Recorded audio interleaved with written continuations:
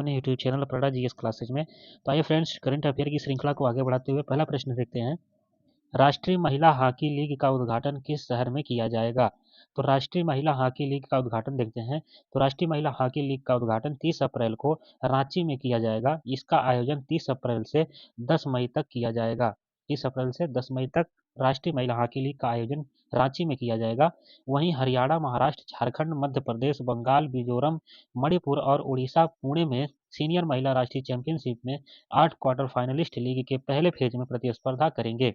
यह लीग देश में उभरते हुए खिलाड़ियों को अपने कौशल को निखारने का अवसर प्रदान करेगी। तो इस प्रकार से जो पहले का राइट आंसर होगा वह होगा रांची। रांची यहाँ पे राइट आंसर होगा। रांची झारखंड में है। कहाँ पे? झारखंड में। अगला प्रश्न देखते हैं। भारतीय नौसेना हाफ मैराथन का आयोजन किस शहर में किया जाएगा? तो भारतीय नौसेना हाफ मैराथन का आयोजन देख सकते हैं यहाँ पे। भारतीय नौसेना 6 अक्टूबर 2024 को दिल्ली में हाफ मैराथन दौड़ के आयोजन किए जाने की घोषणा की है। किसने की है? भारतीय नौसेना ने की है। कहाँ पे? दिल्ली में। तो यहाँ पे देख सकते हैं 6 अक्टूबर को इसका आयोजन किए जाने की घोषणा की गई है। इस आयोजन का मुख्य उद्देश्य नागरिक समाज के साथ नौसेना के संबंधों को मजबूत करना है और रक्षा में नौसेना की महत्वपूर्ण भूमिका के बारे में जागरूकता फैलाना है। वहीं नौसेना प्रत्येक वर्ष मुंबई, विशाखापत्तनम और कोच्चि में इस तरह का आयोजन करती है। तो इस प्रकार से इसका जो राइट आंसर हो जाएगा वो हो जाएगा नई दिल्ली। जो भारतीय नौसेना है यह हाफ मैराथन का आयोजन 6 अक्टूबर 2024 को दिल्ली में आयोजन करने की घोषणा की है। तो इसका राइट आंसर होगा नई दिल्ली। तो अगला प्रश्न चलते हैं। भारत के पहले प्राइवेट सब मीटर रिजोल्यूशन सर्विलांस सैटेलाइट का किसने लॉन्च किया है? तो यहाँ पे देख सकते हैं टाटा एडवांस सिस्टम्स लिमिटेड ने किया है इसका आयोजन। तो आइए देखते हैं। Tata advance systems limited TSL ने भारत के पहले निजी तौर पर निर्मित sub meter resolution surveillance satellite TSAT 1A को लॉन्च किया। टीएसएल ने सैटेलाइट के साथ मिलकर 7 अप्रैल को स्पेस के फाल्कन 9 रॉकेट की मदद से कैनेडी स्पेस सेंटर फ्लोरिडा से इसे लॉन्च किया है। तो इसका जो सही आंसर होगा Tata advance systems Limited, option number C right होगा। भारत ने विदेशी सिटवे बंदरगाह को संचालित करने का अधिकार हासिल किया है। यह किस देश में है? तो भारत ने विदेशी सिटवे बंदरगाह को संचालित करने का जो अधिकार है यह कहाँ से? तो म्यांमार से इसको यहाँ पे देख सकते हैं जो अधिकार हासिल किया है यह म्यांमार से है। ऑप्शन नंबर डी यहाँ पे राइट होगा। म्यांमार स्थित सिटवे बंदरगाह पोर्ट को अब भारत द्वारा संचालित किया जाएगा। ईरान के चाबहार पोर्ट के बाद यह दूसरा विदेशी पोर्ट है जिसका संचालन भारत करेगा। कालादान नदी पर स्थित इस पोर्ट के संचालन को संभालने के लिए इंडिया पोर्ट्स ग्लोबल आईपीजीएल के एक प्रस्ताव को मंजूरी दी गई है। तो कालादान नदी कहाँ पे स्थित है? तो देखेंगे यहाँ पे कालादान नदी इस पोर्ट के संचालन को यहाँ पे म्यांमार में स्थित है। यहाँ पे देख सकते हैं म्यांमार में स्थित सिटवे बंदरगाह जो है अब भारत द्वारा संचालित किया जाएगा।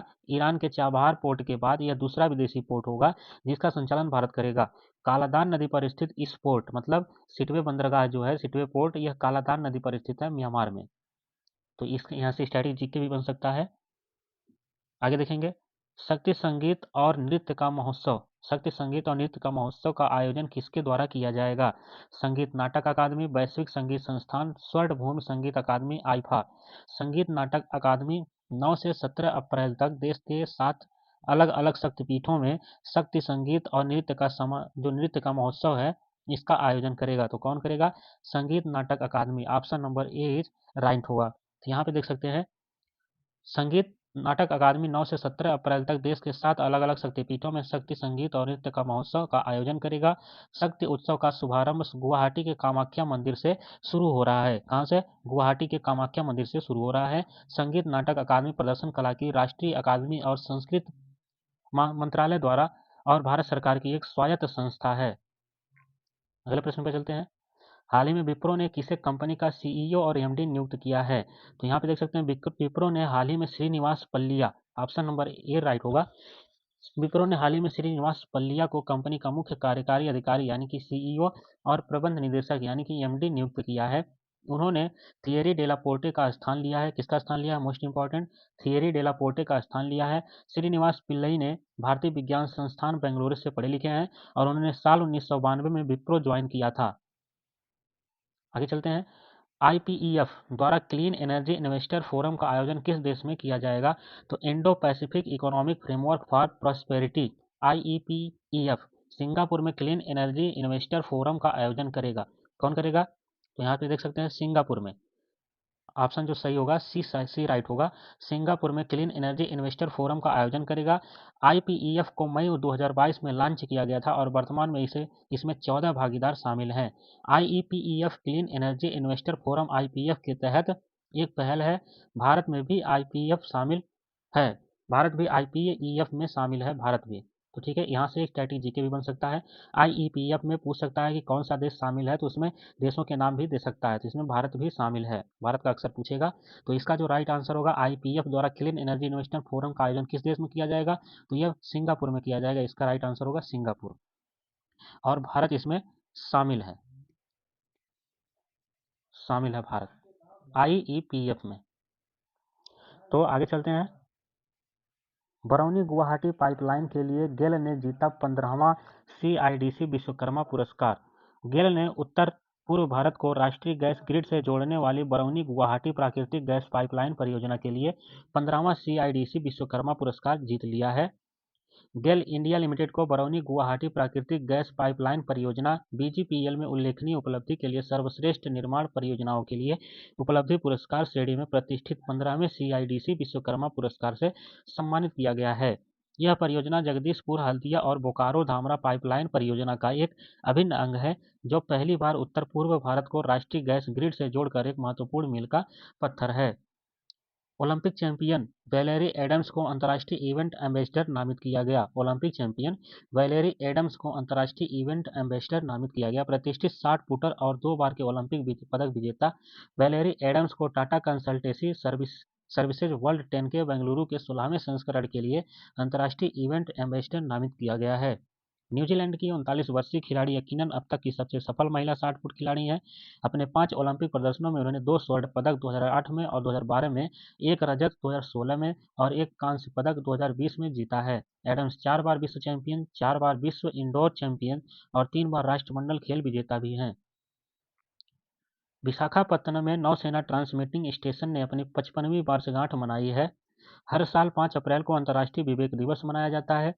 अंतर्राष्ट्रीय व्यापार और अर्थव्यवस्था के बारे में जागरूकता फैलाने के लिए 5 अप्रैल को राष्ट्रीय समुद्री दिवस के रूप में मनाया जाता है। विश्व बैंक समूह ने भारतीय रिजर्व बैंक के पूर्व डिप्टी गवर्नर राकेश मोहन को आर्थिक सलाहकार पैनल का सदस्य नियुक्त किया है। टाटा समूह की वैश्विक व्यापार और वितरण शाखा टाटा इंटरनेशनल ने राजीव सिंघल को अपने प्रबंध निदेशक MD के रूप में नियुक्त करने की घोषणा की है। Bilkis Mir Paris Olympic jury में शामिल होने वाली पहली भारतीय महिला हैं।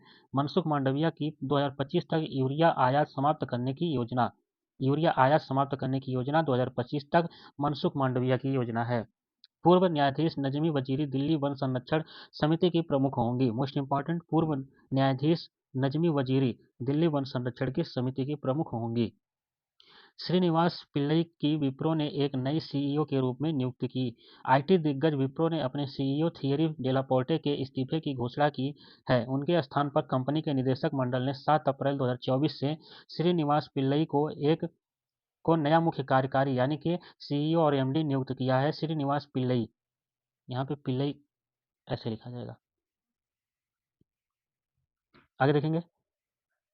पीटर पेलेग्रिन को स्लोवाकिया के राष्ट्रपति के रूप में जीत हुई है।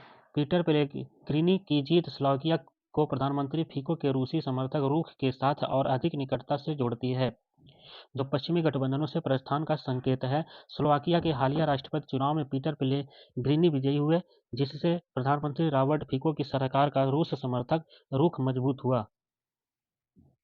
भारत ने मालदीव के लिए आवश्यक वस्तुओं का निर्यात प्रतिबंध हटा दिया। भारत ने वित्तीय वर्ष 2024-25 के लिए मालदीव के लिए अंडे, आलू, प्याज, चावल, गेहूं का आटा, चीनी और दाल जैसी आवश्यक वस्तुओं पर निर्यात प्रतिबंध हटा दिया है। यह कदम पिछले साल नवंबर से दोनों देशों के बीच तनावपूर्ण राजनयिक संबंधों के बावजूद उठाया गया। द्विपक्षीय व्यापार समझौते के तहत मालदीव को निर्यात के लिए आवश्यक वस्तुओं की निर्दिष्ट मात्रा की अनुमति दी गई। उन्हें किसी भी मौजूदा या भविष्य की निर्यात प्रतिबंध से छूट दी गई है। अनुमोदित मात्राएं 1981 में व्यवस्था की शुरुआत के बाद से सबसे अधिक है। भारतीय तटरक्षक बल ने तमिलनाडु के मंडपम में जलीय केंद्र का उद्घाटन किया। भारतीय तटरक्षक बल के महानिदेशक राकेश पाल ने 6 अप्रैल 2024 को तमिलनाडु के रामेश्वरम के पास ICGS मंडपम में भारतीय तटरक्षक बल के जलीय केंद्र का उद्घाटन किया। महानिदेशक तमिलनाडु, आंध्र प्रदेश और पुदुचेरी में भारतीय तटरक्षक बेस के 4 दिवसीय यात्रा पर हैं। तो दोस्तों, वीडियो कैसी लगी कमेंट करके जरूर बताएं। तो मिलते हैं नेक्स्ट वीडियो में, तब तक के लिए धन्यवाद और चैनल पर नए हैं तो सब्सक्राइब जरूर कर लें।